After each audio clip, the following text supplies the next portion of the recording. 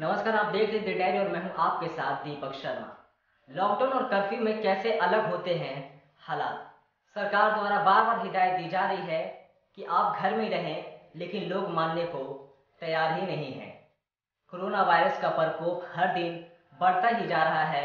भारत में कुछ ही हफ्तों में संक्रमण के मामलों में तेजी से इजाफा हुआ है। अब तक देश में कन्फर्म मामलों की संख्या 500 से भी ऊपर पहुंच चुकी है। पीएम नरेंद्र मोदी ने हाल ही में देश के लोगों से 22 मार्च को सुबह 7 बजे से रात 9 बजे तक जनता कर्फ्यू का पालन करने का आग्रह किया था। 22 मार्च को शाम होते होते कई राज्यों में लंबे समय के लिए लॉकडाउन का ऐलान कर दिया गया। साथ ही कई राज्यों में अब तक कर्फ्यू भी लगा दिया गया है। लेकिन ये लॉकडाउन होता क्या है और कर्फ्यू से किस तरह अलग है? कई लोग लॉकडाउन और कर्फ्यू को एक दूसरे की जगह इस्तेमाल कर रहे हैं, लेकिन इन दोनों में कुछ अंतर है।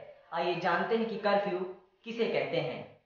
कर्फ्यू का मतलब होता है लोगों को एक विशेष समय सीमा के लिए घर में रहने का आदेश देना। प्रशासन आपातकालीन स्थितियों में कर्फ्यू लगाता है।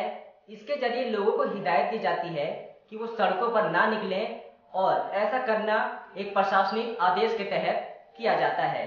कर्फ्यू के दौरान स्कूल, कॉलेज, बाजार जैसी जगहें बंद रहती हैं। कर्फ्यू का उल्लंघन करने पर जुर्माना या गिरफ्तारी हो सकती है। लॉकडाउन का मतलब होता है कि लॉकडाउन एक ऐसी इमरजेंसी प्रोटोकॉल है, मतलब कि अलग थलग करने के लिए अथॉरिटी जब लोगों को किसी एक जगह सीमित रखना चाहती है तो उसे लॉकडाउन का नाम दिया जाता है।